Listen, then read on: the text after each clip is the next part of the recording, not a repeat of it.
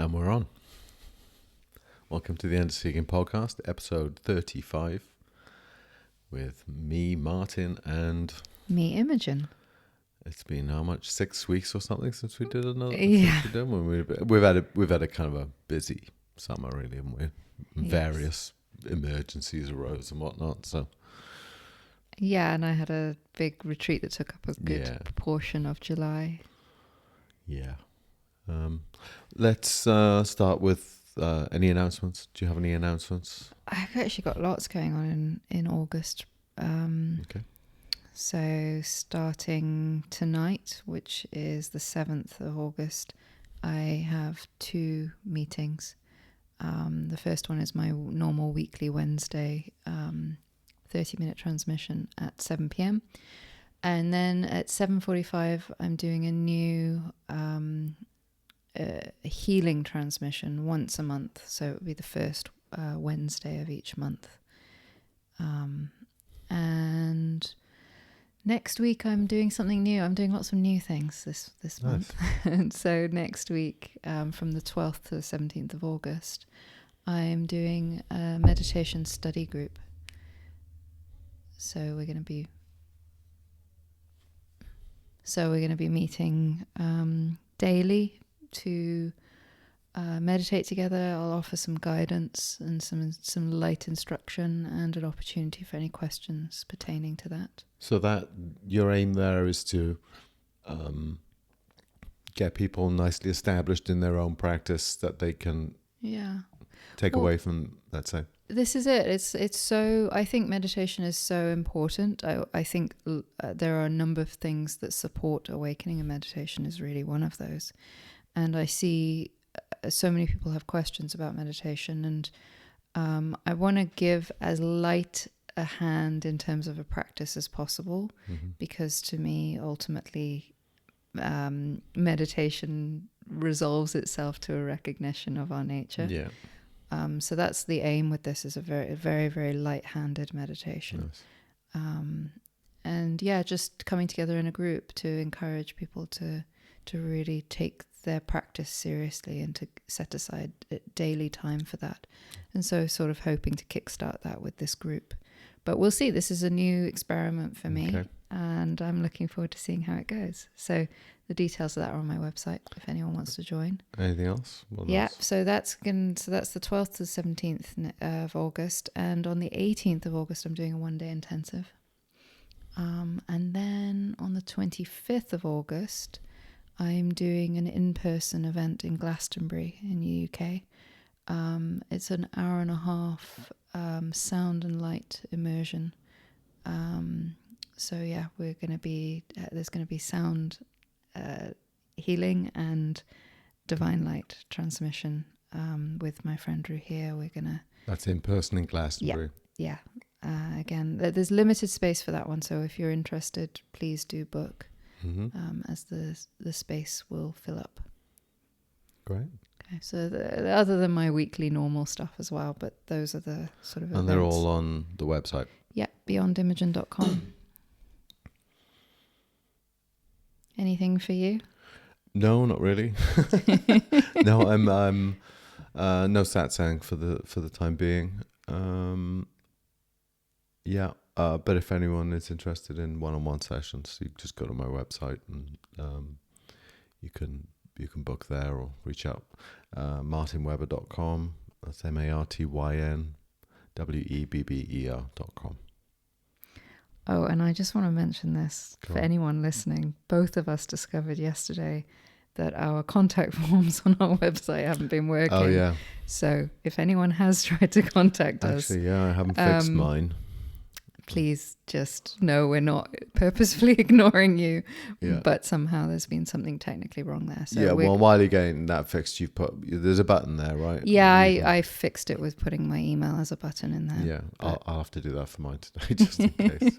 You don't know how long that's been out, though. No idea. So it could idea. Many, many people trying to get in touch with you thinking, hey, she's not... Yeah, being rude, just not answering, but no. So yeah, that's always fun when you realize that, things that should be simply working in the background aren't. You don't test these things regularly, do you? You just presume that they're working. It's interesting because I think I used to get much more het up about that kind of thing, but these days I'm like, I actually really trust that those that needed to get in touch with me get in touch with me. That, like, I see so many times, because I always ask people how they come to me, you know, when they're booking a session. I sort of always am curious, and it's amazing the stories that people come up with, these random sort of ways in which life orchestrates, you know, these breadcrumbs that they end up at your or I front door. And it's like, how could you can't explain that in logical sense. It's grace. It's like life just totally bringing these things to our feet at the moment that it's needed and necessary. And not a moment sooner. Yeah. I had someone come to me the other week, and, you know, in the note, how did you hear about me? Chat GPT. And I was like, are you kidding me? And I went, really? Chat GPT? And I actually went to Chat GPT and tried to, you know, put in, you were on some list of recommendations. Non-dual teachers, or lesser known non-dual teachers, or spiritual. Could not get my name up. So magically, via the power of grace, you know, my name popped up in Chat GPT of all places. And that's exactly it. And it speaks to a point that you know, we got a little list of some topics we might touch on. And one of them that really comes up for me a lot was that, and I wrote it as, God/life has its reasons for everything. Nothing is left out. And, you know, it's quite a radical position to take in a let's say in a secular rational world that we live in, where, you know, we don't see the world in terms of a universal intelligence orchestrating everything down to the last thing, orchestrating in a way that orients towards, of all things, our spiritual growth.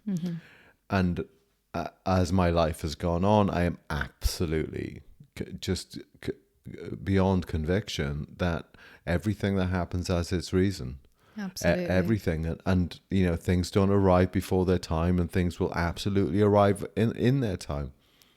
I think Ramana Maharshi famously said,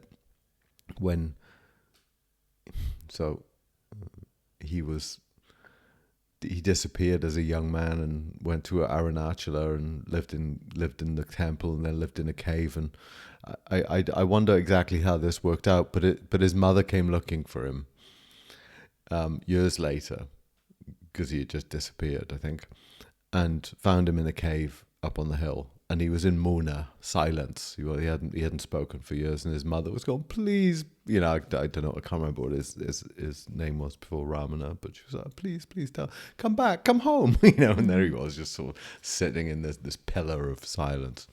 And I think he wrote down, as the story goes, something along the lines of, that which must come to be will come to be, try as we might to avoid it. That which will not come to be will not come to be, try as we might to make it happen.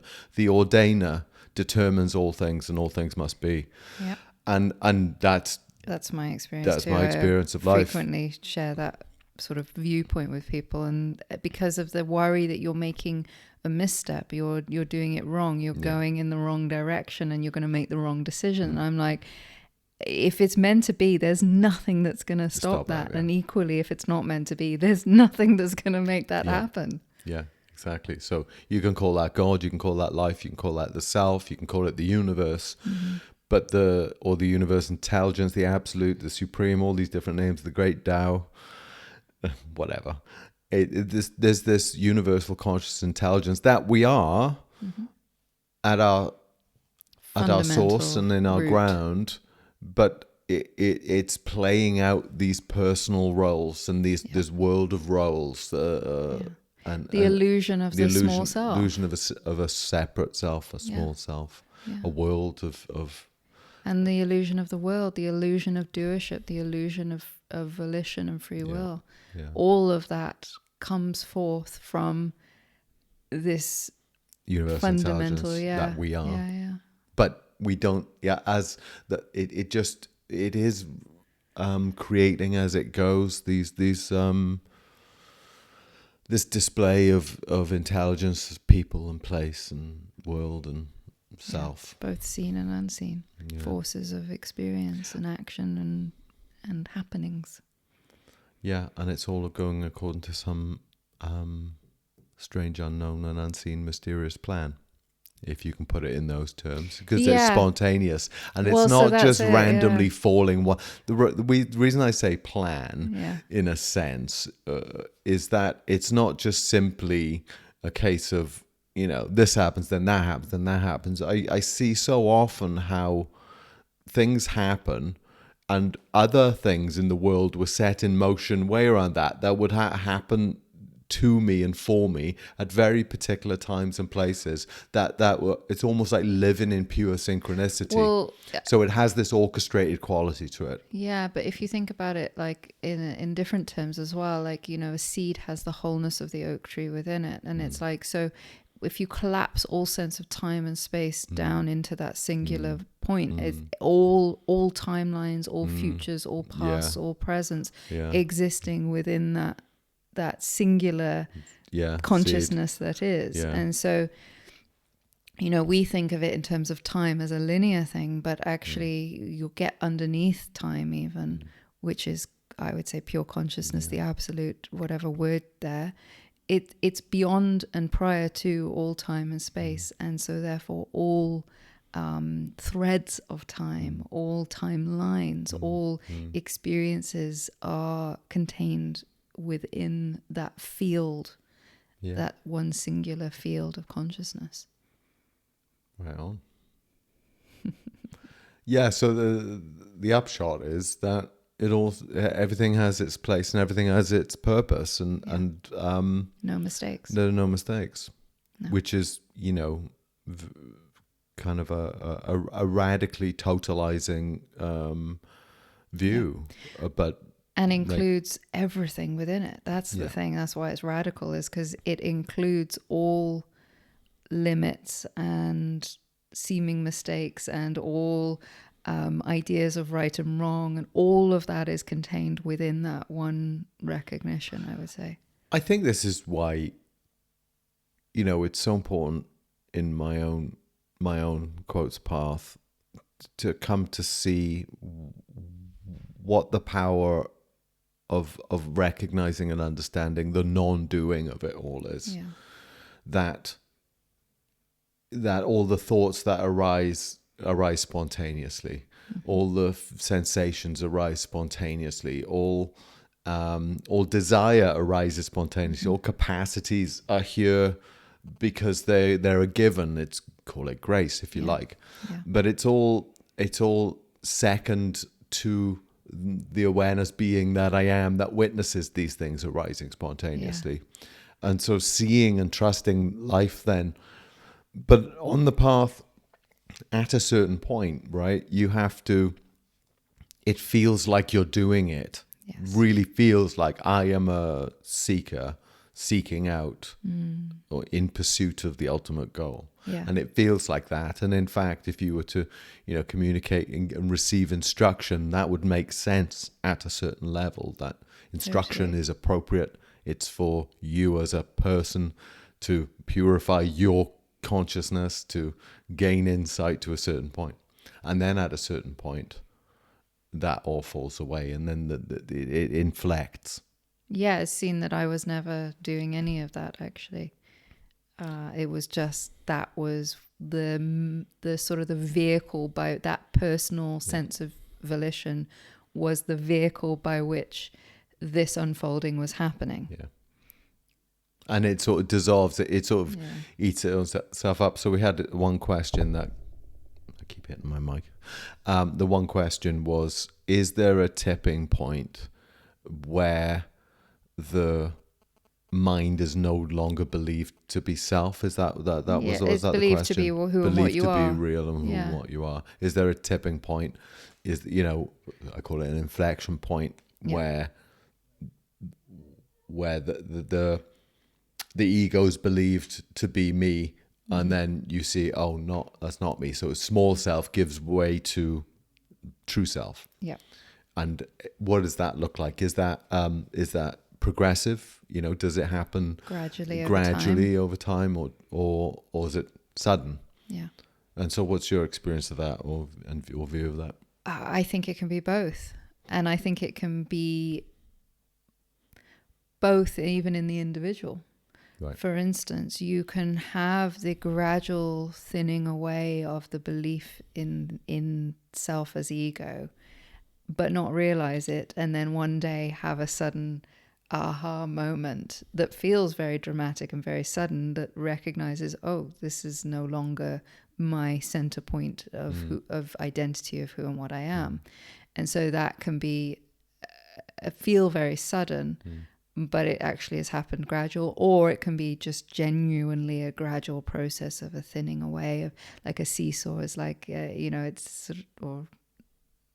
sort of a tipping point where you're gradually having less and less stickiness of identity as that's who and what I am, that ego, that mind, and more sort of resting into the true sense of self being. Or there can be these massive sort of shifts that can happen, and abiding can happen from there. I think those are less frequent than people. Everyone wants that. The sort of the sudden dramatic awakening. Things. It's like going along, yeah. Ping. I think everyone secretly sort of has that desire. Yeah, the trouble is with that though, right? If someone's going along and saying, I just want to have a sudden awakening, you're sort of discounting too much those subtle transformation, because that's what this is. It is, it's not just, aha, I get it one day. It can be. Yeah. But more often though, it's the subtle and progressive transformation of who and what we are into more deeply and truly who and what we are. Yeah. And that does take place in a sort of a progressive way. It's the thinning of the veils, I call it. It's like thinning of the veils of delusion that I am this ego, mind, body, seeming separate entity that is in charge and has free will and is doing all of this. That it's a thinning that happens, and so that's why, to me, awakening is never just a conceptual awakening. It's energetic as well. It's a literal transformation of the seat of identity, not just on the mind level, but on all levels. Yeah. No, it's so it can happen in this this progressive way, and then it can happen in this sudden way. But actually, and just make the point though, and we've talked about this many times, I think, is that there is an inflection point, and it's quite interesting to me that 99%, the difference between say 99% and 100% is a world. There's a difference between having some residue there, being in and out, or being very thinned, and finally having the real clarity where you're in the free fall. Yeah. There's a difference. There is. And it feels like, for me, it feels like a full stop and a new chapter kind of thing. It's not to say there can't be a rising stickiness of belief in ego that can arise, but somehow it's not deeply rooted enough that it overshadows. It's like it can never be overshadowed again. The sun can never be overshadowed in that way, because there's a deep knowingness that has come about, a shift. You're on the inside of the door rather than the outside of the door looking in. That's the shift, I would say. And so it is a tipping point. Yeah. It is, or an inflection point, as you're saying. Yeah. And the recognition of that inflection point can be gradual or sudden. Right. Yes. Yeah. I think one sort of thing that comes up was this idea of most people believe they're a mind in a body, let's say. Not a body in a mind, or a body in a consciousness, or the consciousness is contained within the body rather than the body contained in the consciousness, and that's the inflection point. The world gets inverted, and you go, I'm not in the world world's in me. And that's experiential. Yeah, me as awareness. It's when the bottom drops out of it all, and the recognition of, I'm awareness, I'm being. I'm not mind, ego, body experiencing consciousness. I am consciousness experiencing a mind, ego, body. And at that point, it's like I guess what it is for me is that tipping point could be described as the complete disillusion in myself as that mind body. Yes. And it's almost a little bit like, once seen, you can never not see that, even if there are momentary clouds that come over that sort of the attention gets drawn into. But it's you can never fall for that again, because there's just a recognition, and it's not an assertion of identity. It's the opposite, actually. It's no identity. It's no assertion at all. It's just a fact of matter. It's suddenly you realize that the awareness that you thought was in what's the word? Inextricably. That the awareness you thought that was inextricably associated and grounded in the body mind turns out to be not that. And you fall through the bottom of the small ego, and then you become the witness to it. You go, I'm the consciousness unassociated with it, non-dependent on it, witnessing and experiencing it and through it. But I am that consciousness, and that's so the small self. So that's a misapprehension. It's an illusion. Yes, a delusion. That's who I am. Yeah, it's funny. I saw some little video yesterday, and someone was talking about it was a couple of Vedantic pundits or whatever, and they're talking about the Maya. How do we understand Maya best? And it was interesting to hear it, and that Maya, so is translated as illusion, but it's not quite what it is. It has a certain function, or it's what we call the certain function. It exists you were saying, it exists within Bhagwan, so basically exists within the self, God, whatever you want to call it, and it has its function, and its function is to veil the mind in regard to two functions, two types of Maya, which I didn't realize. Of course, it makes sense. Two types. One is to veil the jiva, let's say, to its own true nature, and the other one is to veil the true nature of the world. So it's quite interesting that it's and these are the two questions in some sense. There's one answer, the one you get the answer to both. Who am I, and what is this? Those are the Maha questions. Who am I, fundamentally, and what is this nature of this reality? You answer the first one, and the second one gets answered. And so that those are these veiling powers of and viewed from this perspective, that it is all, let's say, the will of the divine. It's all happening spontaneously. It's all, I wouldn't say predetermined, but it's all determined. It's all happening spontaneously as the unfolding of our own nature. And we've said this before, you can't, being, let's say, in delusion, quotes, isn't a mistake. It's what's supposed to be while it's supposed to be. And that unfoldment then of this, quote, seeker to quotes, everything's in quotes, all right, today. Getting fed up with it. Yes, everything's in quotes today. The seeker heading for liberation, it's all part of the plain display. It's all part of the Leela. It's not a mistake. It's what's supposed to be. Part of the process. It's part of it. It's in a way it's the way that the self gets to enjoy limitations. Yeah. Until it's ready to not, and then the appearance of liberation occurs. Well, it's also this kind of thing of contrast, to know what it is to be caged, to know what it is to be limited, Right. to be in sort of, I don't know what the word is, compressed down into a limited experience of life. Yeah. Is the contrast of that is to be liberated, and to then know the true value and appreciation of what it is to be liberated. It is only sort of really truly recognized by its contrast as well. It's interesting because I've heard this question posed, philosophically, theologically. It's if you take the absolute, the totality, the infinite. I've heard this theologically posited nature of God. What does God lack?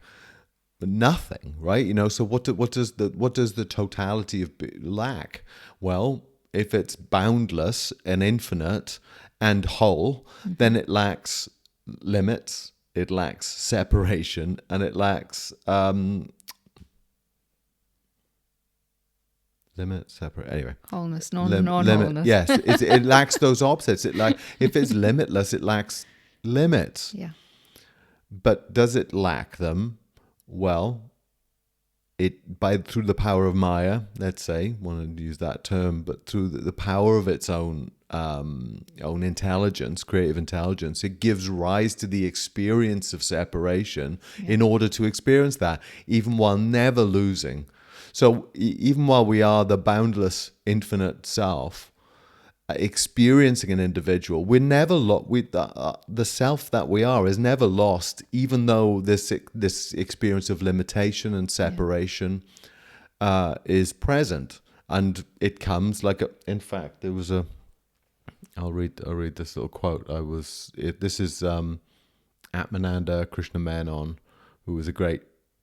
He's the forebear or the lineage of where Rupert Spira and Francis Lucille and Jean Klein came from, Atmananda Krishna Menon. Anyway, he wrote something called the Atmadarshan, and this is the opening. It says, Jivas, I'll put my glasses on. It says, Jivas, like waves in the sea, come into being, rise and fall, fight each other and die. Striking against the seashore, waves recede, tired and worn out, seeking rest and peace. Likewise, Jivas seek the supreme in various ways. Waves have their birth, life and death in the sea itself, Jivas in the Lord. Waves are nothing but water, so is the sea. Likewise, the Jiva and the Lord are nothing other than Sat, Chit and Ananda. When the waves realize that the sea is their common support, all fight ceases. But much is not gained thereby. This is not the final word. Work lies ahead to remove all sense of separateness. When the water is realized, wave and sea vanish. What appeared as two is thus realized as one. Yeah, beautiful. So it's this idea that the individuals, the jivas, let's say, are born into the world to experience this, and fight among ourselves, and then sooner or later that we return, but having never really left the one. The wave never leaving the ocean. Yes. Yeah, that's why I love using that analogy so much, because it just so accurately describes what the experience is. Yet, for the most part, we believe ourselves to be the wave only, and that wave is a separate wave from every other wave. Right. And so when we lose touch with the reality that we are the ocean, being a wave becomes very exhausting, because we've got to fight our way against all other waves. Well, this is an interesting thing, isn't it? We talked somewhat about, let's say, levels of consciousness, let's say, and the variety of where people are throughout the world in their what we might call spiritual development, which is to say their awareness of the deeper realities as they come.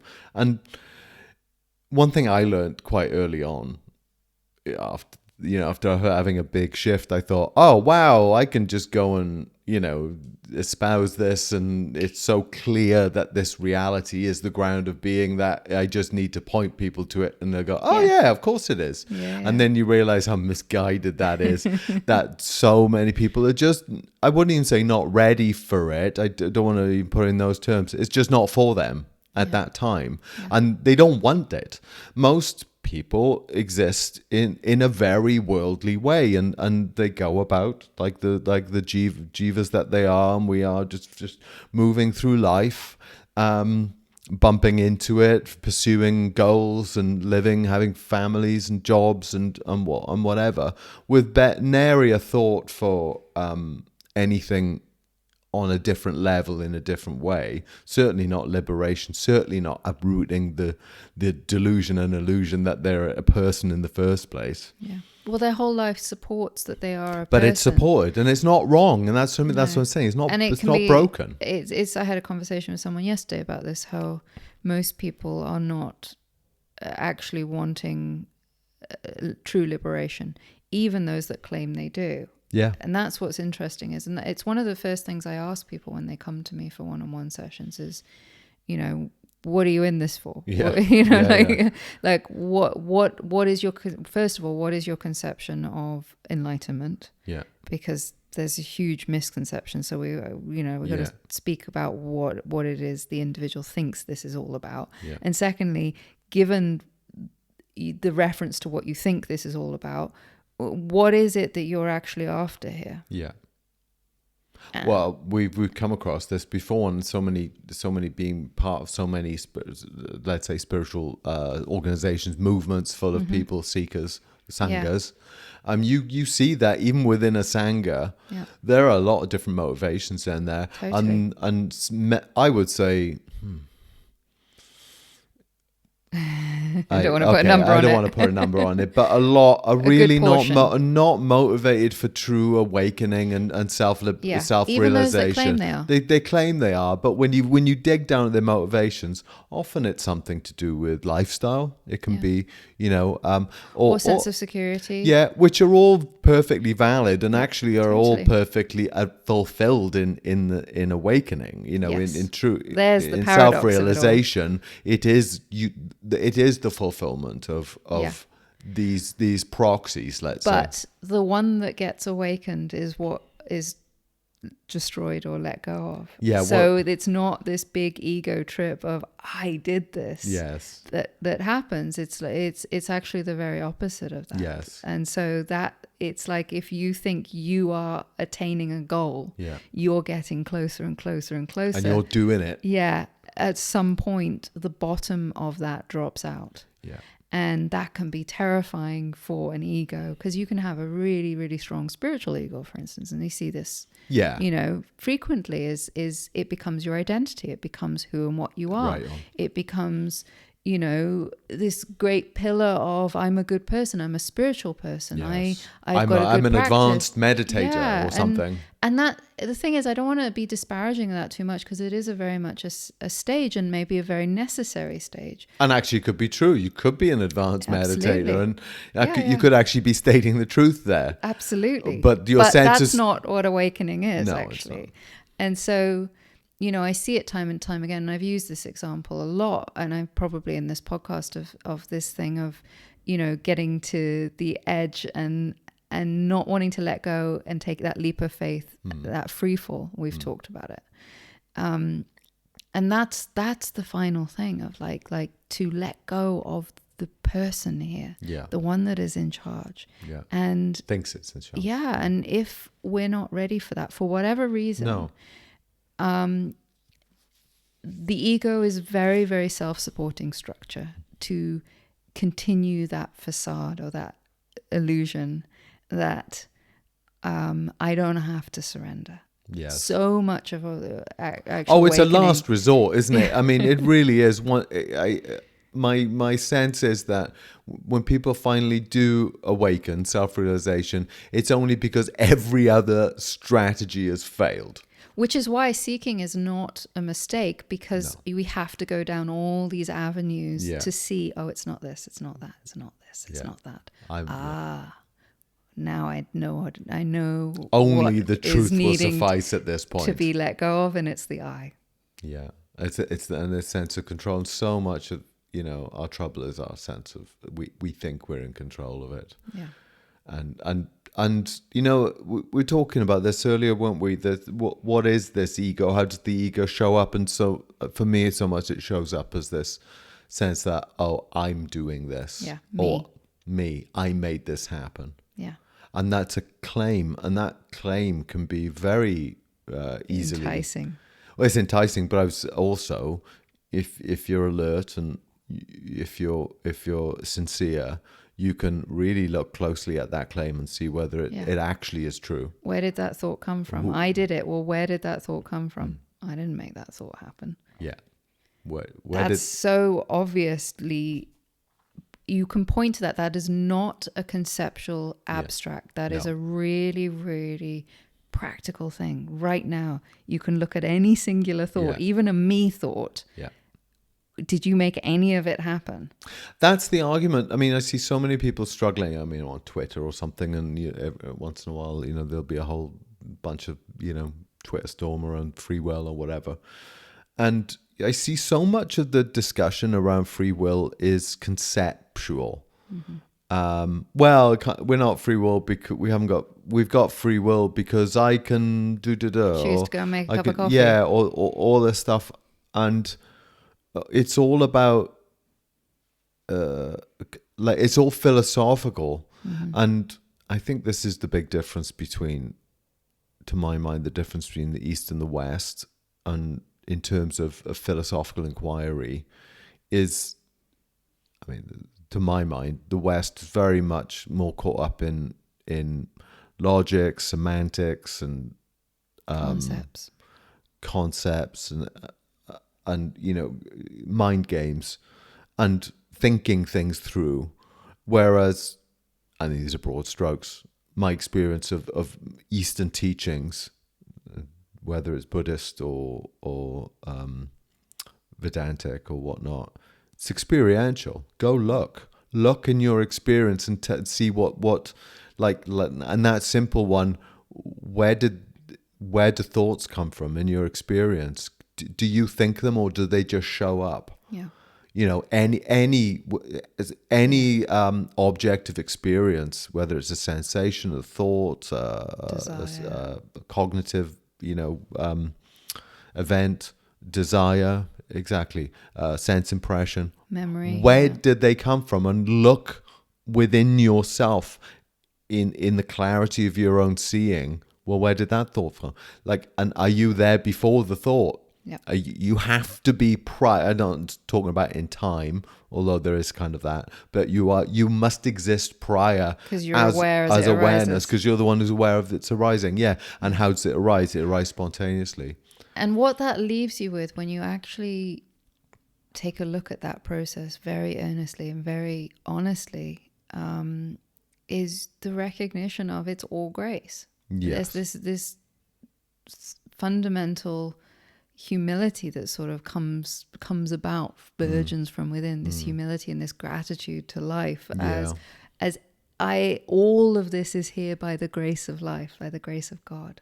So when you see through the ego, when that claim is seen, like, oh, I did that, and then you go, did you? Is that your experience? Then you go, no.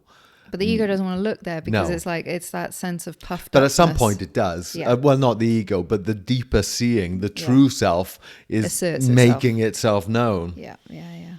Yes, and as you say, what comes in that wake, it's gratitude for the givenness of it all. It's humility for the givenness of it all, and the gift of it. Yeah, the gift of life. Even the ego is but a gift of grace. Yeah. Yeah, and that's the but that comes back to this thing, when I came into it like a clarity, and then just felt, I can share this very easily with anyone, and they'll, because it is so clear and it is so available when you earnestly sit with it. It's not hard to see this, but so much, but then I realized, oh, if you're not willing, ready, I don't mean this in any way other than just the fact of it. If you're a person who doesn't want to see this yet, you're not gonna see it. Yeah. Because the implications of it are both devastating and liberating. Yes. Devastating to our idea of who and what we are, Yes. and our sense of place in the world, and our sense of control in the world. How we operate. Yeah, but also liberating because it's also recognized that it was always this way, and Yes. actually on that It's basis, because it's truth. yeah. It's the Yes. truth of things. Yeah, on that basis, we are liberated from our sense of burden of life. And Because in we are that, life. yeah, exactly. In that, the recognition of I am life. Yeah.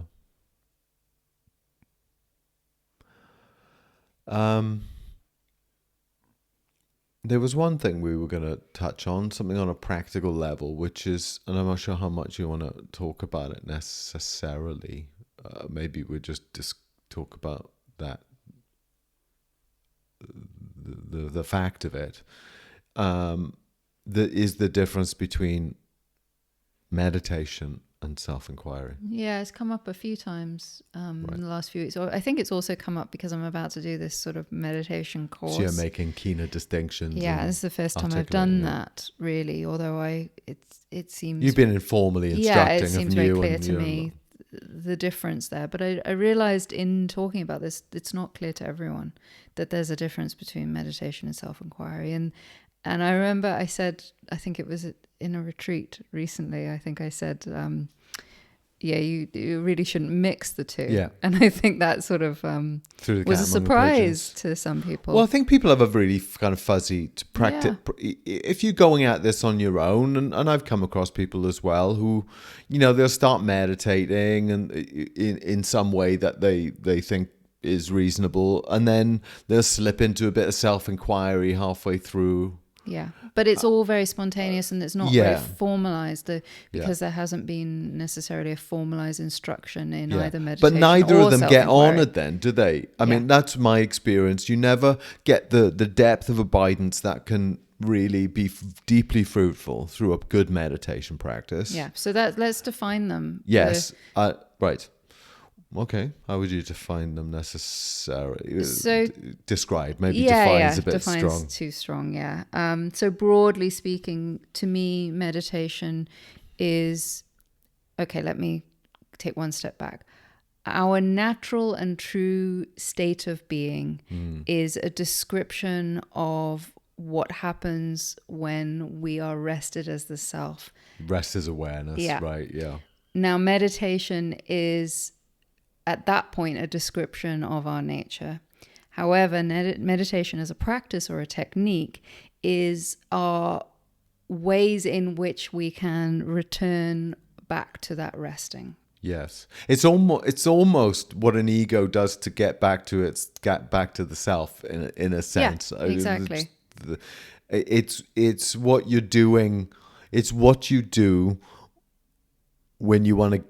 When you believe you're not resting in the self to return to the self. Yeah, and so ultimately the goal of meditation, if you could use those terms, is abidance as the self. Right.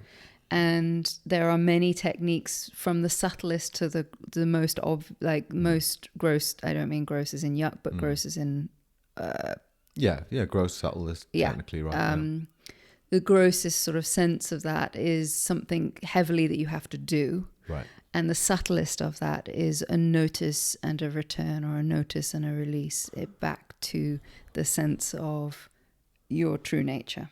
So for me, I would add to that, for me, the nature as the kind of meditation that I'm interested in, the kind of meditation that I might, offer up or whatever. So it is not conceptual. The mind isn't used. It's more of an attentional skill than anything else. Absolutely It's agree. using attention to return. You're not engaging the mind. No, you're not engaging the mind. You're not using the mind. You're just using the attention to return to subtler and subtler until it's at resting as your nature. Yeah, it's I would say meditation can start out as a doing, and it's not a doing of the mind ever. Yeah.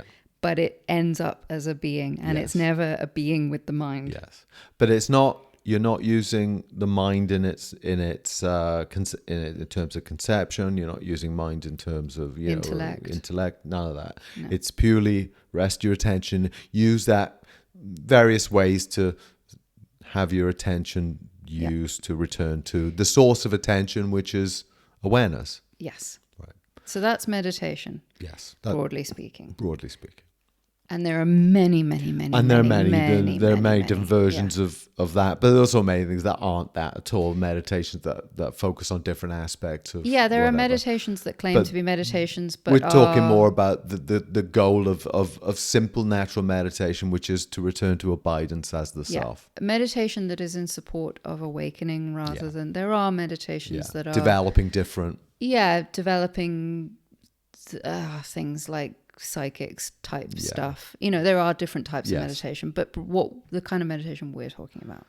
So then in contrast, self-inquiry.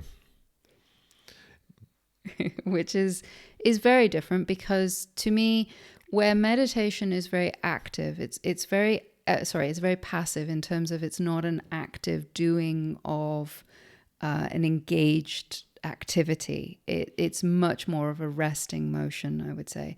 Whereas self-inquiry, I would say, is the opposite of that, in that it there is an activeness to it.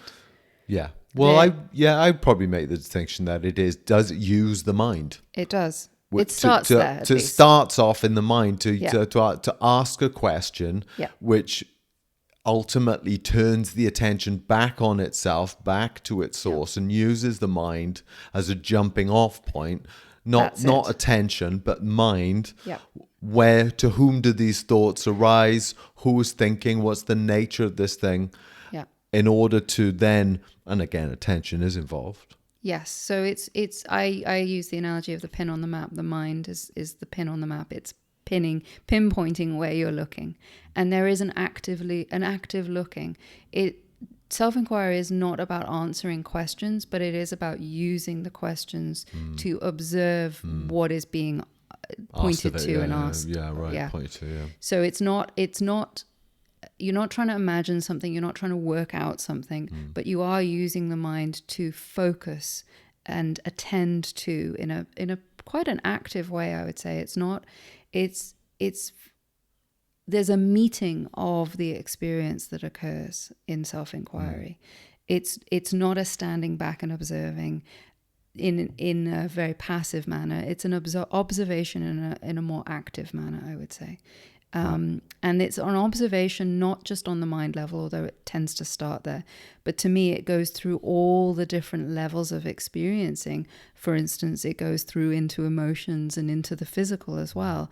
It can traverse through all of that, but it is an active thing that you're doing. You're inquiring into the nature of your experience, and so it's sort of the antithesis of that meditative state, which is a very awareness-based, attention or something. But interestingly, that self-inquiry done properly, let's say, whatever that means, but does take you from the starting point of the mind and lead you to the same place, the place of abidance as the self. Absolutely. So that is the source of the question. It's the source of the mind in the same way it's the source of the attention. It's the source of the doing. It's the source. So it's a way of returning your faculties to the source of thinking. And so they do absolutely lead to the same place, but they have got quite different purposes. They're functionally different. Yeah, and their purpose is different. So I would say meditation generally, if you want to look at it in terms of the mind level, is to quieten the mind. Right. To expand the consciousness, to expand awareness, is more what meditation is focused on. I'm I would putting say. expanding quotes Yeah, totally. Well, you already said everything's in quotes. Yes. Okay. Yeah, fair enough. But yes, it's to what happens with meditation is we're not engaging in any of the content or the phenomenal arisings of life. We're attending to and using techniques to be able to attend to the very ground of awareness. And what you start to notice when you're engaged in meditation, where there's a releasing or a dropping or a letting go of the phenomenal arisings, there's a resting back into that vastness of the ocean. So you're not attending to the waves, you're resting back into the recognition of I am the ocean. And that's very expansive, and that's very quietening to the mind, ultimately. And that can be really supportive of inquiry, because if you don't have that ability, inquiry, you can get really lost down rabbit holes. Well, if you've got a busy mind, and yeah, I think self-inquiry, as let's say Ramana would taught it, because he taught it in a particular way. I go back to, because he's the great modern exponent of self-inquiry. He would say, you'll sit, and whenever a thought arises, you'll say, to whom do these thoughts arise? To me, who am I? And drop into the silence of the self. That's a technique or method of self-inquiry. But, if you've got a really busy mind, as you're saying, you've got a really busy mind, who do these thoughts appear? What about those thoughts? It becomes this very head full of wasps, as you say. So meditation as a foundational practice, which in itself, in the end, becomes less of a practice and more of just simply a returning to, or an existence as, an abidance as self. By the time you get to self-inquiry, which is much more, as you say, an active, in a sense, process of self-observation, the mind is thinned out through a practice of meditation. That was my experience anyway. By the time I got to self-inquiry, I'd been meditating for a decade or more, and the ability to just abide more quietly, to have less mentation going on, so that you can pick out an individual thought, who thought that thought? Where does that single thought come from? But if you're like, and also you're not gonna be able to attend to self-inquiry in the same way. Well, I want to broaden out the topic of self-inquiry as well, because you're talking about it in terms of the traditional Ramana Maharshi, which is fantastic. But I also want to see broaden it up, which is the way I tend to approach it. Is inquiry is often we're inquiring into that which seemingly stops us from experiencing all that we are. So that can be on emotional level, on a physical level. We're talking almost very much on the level of, you'd always almost want to go into the idea of personal development and trauma release and all of this sort of stuff.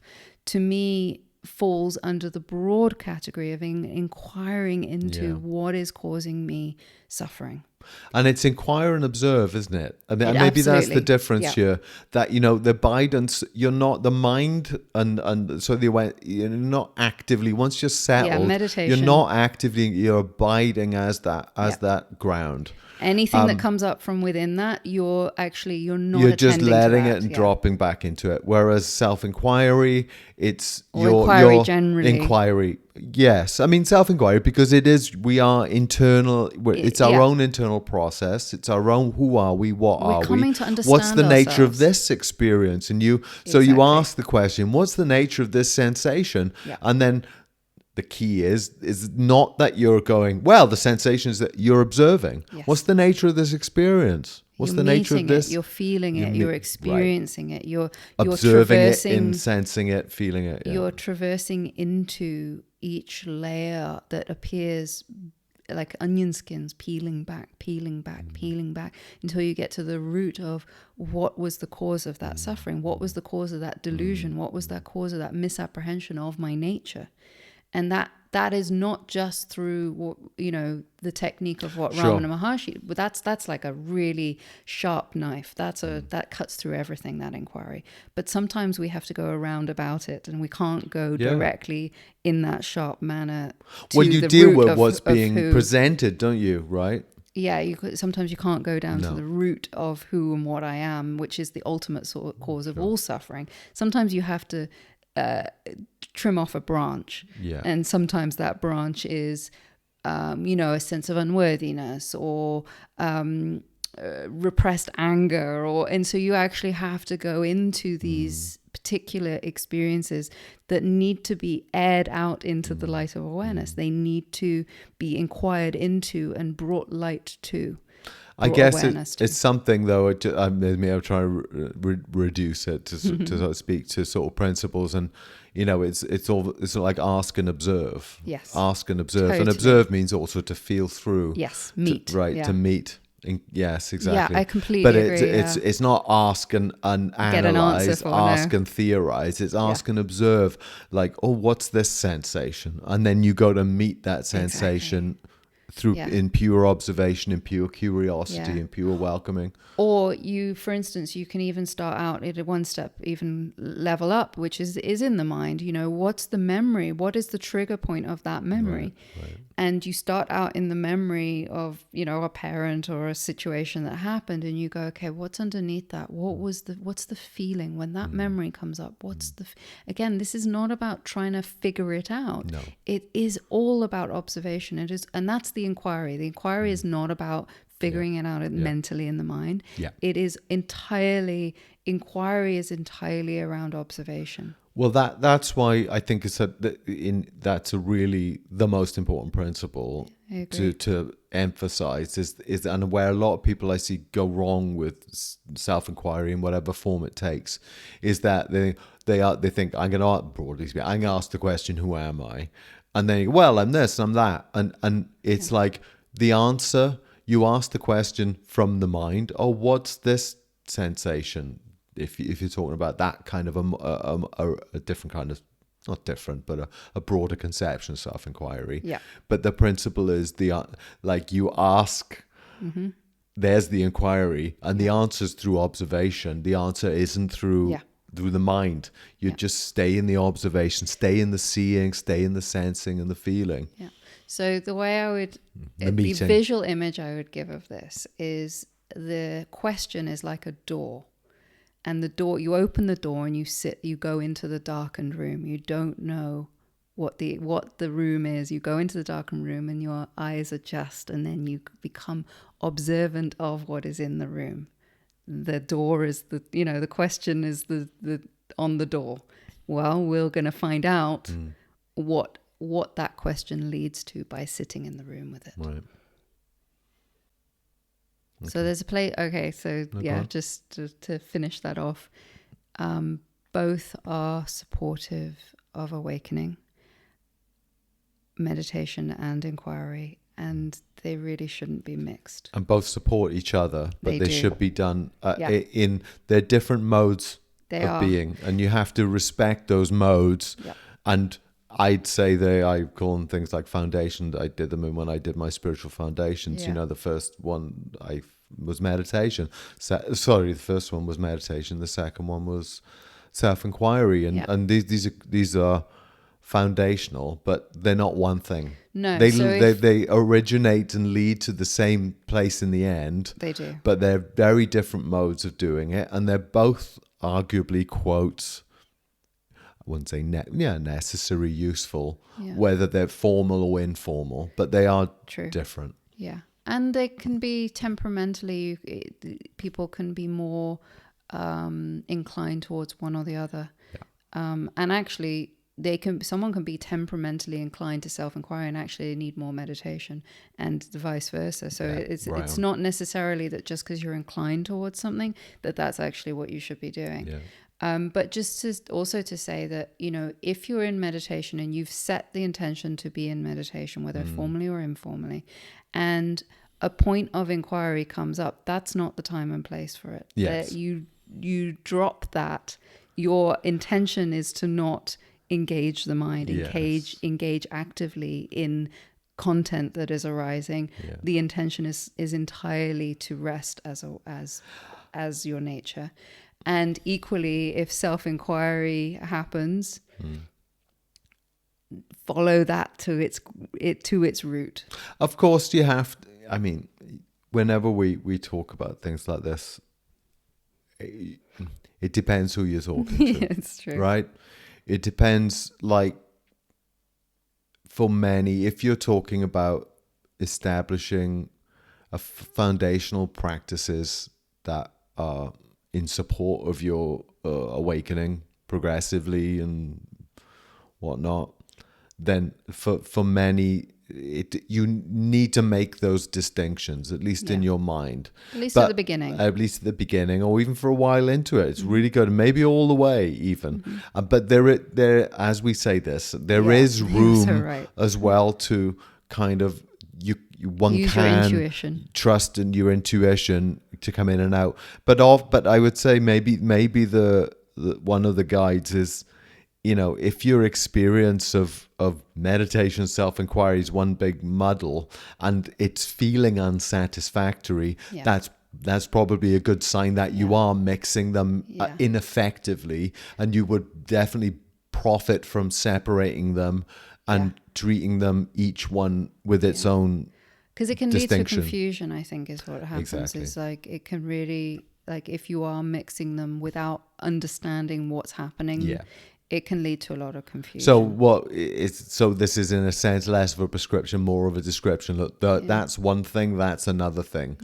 Yeah, what you do with that information. Yeah, because otherwise it's like, do I release that or do I inquire into it? Exactly. Like it's that this confusing question comes up of like, what am I supposed to be doing with this thing right now? Yeah. Am I supposed to be releasing it, or am I supposed to be getting into it? And those are two different directions at that moment, actually. Yeah, they are. And when you end up kind of vacillating between two things, and they never quite, neither of these modes ever resolves itself to what you want to be, which is a greater and richer experience of the self.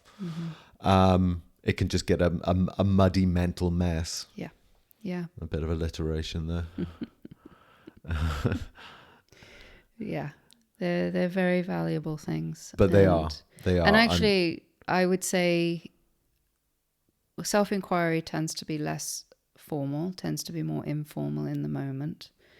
And meditation can be both informal and formal. And I'm an advocate for both informal and formal meditation. I think like sitting, it was valuable in my life to sit down 20 minutes twice a day for years. I did that. And that has so much value on so many levels, actually, I would say. It was absolutely foundational. I mean, meditating was without doubt the one intervention that marked, accelerated spiritual growth. Yeah, because I see a lot of people sort of, I think particularly this day and age where it's all sort of instant gratification, like a lot of people not wanting to put in the work and the commitment of a regular meditation practice. Well, I'd say like everything else, and what's the how do you get to Carnegie Hall? Practice, that's the old thing, and it is consistency. Yeah. And I used to know this guy when I was working in a TM retreat in England, and I'd go and he was a funny guy. He would come on come and visit, join in the group meditation sometime. He lived locally, and I was walking through the local village one day, and I bumped into him. We sat down and we started talking, about what his thing was. So, well, I don't like to do it every day, but every couple of weeks I'll sit down and like meditate all day, and I go, great, and and I'd have these big experiences or whatever, but it was that lack of he was all over the place. You could see that it wasn't establishing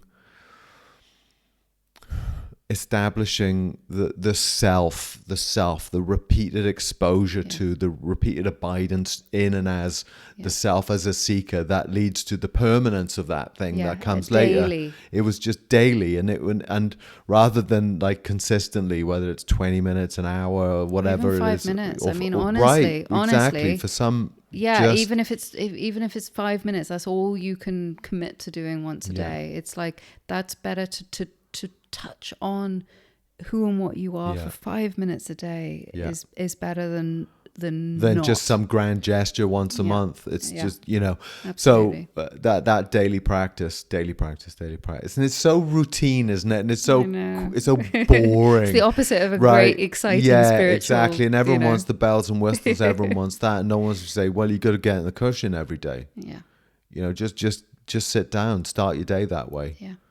Whether that's 5, 20 an hour, whatever it is, just start your day that way. And maybe if you can a bit later as well, do it again. Whatever it is, it's about enculturing. It is and re-establishing the natural state in our daily life. I just got the image of brushing your teeth. It'd be like I only brush my teeth once a month, year. but then I do it, and then I brush it till I bleed. And that's the attitude. If you've got any teeth left, No, and so it's a cultivating. And how do you cultivate it? By repeated exposure, repeated exposure to your nature. And then because the basic principle is that repeated exposure, to seemingly going to that, returning to the silence of the self, the abidance in the self, and then getting back out into activity, and then returning frequently and consistently back to that. In the end, you never leave that. You realize it's the ground of all the activity too. And that's the basic path from like ignorance, which is just, it's all a field of activity, to, oh no, there's this ground, there's this silent field of consciousness. And I am that, but I have to go there, but I feel like I'm coming back out into activity and I'm losing that. In the end, you never come out. It's seen that it's all existing within me. Like I'm not in the world's in me. Yeah.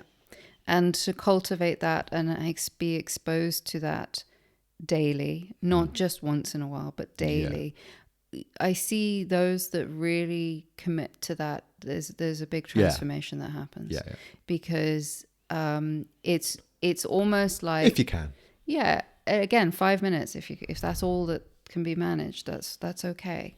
So it's like I see in the transformation with people is that it's not so alien to them. They're familiar with the ground. It's not like 10 paces back, it's 1 pace, and it's like it's right there in their awareness. Well, it's like Mananda just said, once you realize that we all share the common ground, then the fighting ceases. But not much is gained thereby. It takes time. Then you have to get rid of all these sense of separation. Yeah, absolutely. So we find the ground in our experience. Yeah, which is meditation. Which is meditation. And then we're out. We're in daily life. We lose it. Whatever. Yeah. But it's which is then inquiry in the daily life, inquiring back down into your nature. Yeah, and again, all of this is what happens. Yes. This is what happens. You're not in charge of any of this. This is what happens to the jiva. The soul, the ego. This is what happens when it's approaching its liberation, is like this introspection starts to be irresistible, and this abidance occurs, and an inquiry occurs, and the inclination to meditate and inquire. Again, we take this upon ourselves as a false view of an ego, that somehow I am interested in this or I am not, and that's interested okay in this. At that point, it totally right? is. As a seeker, you meet that where it is. But however, it is all just a symptom of grace burgeoning up from within. The interest, the desire, the charm, the orientation, the attention and intention towards inquiry. What is my nature? and abidance as the self. Ramana used to use this, that he compared self-inquiry as a stick that one uses to poke the funeral pyre to keep the fires going. So you keep on the inquiry repeatedly. You're prodding away at this fire of inquiry. But as you go, the stick gets burnt away, and in the end, the whole thing's burnt up. Yeah. And what's left is just the self, the fire, the bliss of the self. Beautiful. Yeah. It inquires away the inquirer. It meditates away the meditator. Exactly. And this is it. And even the doing eats away and dissolves the doer.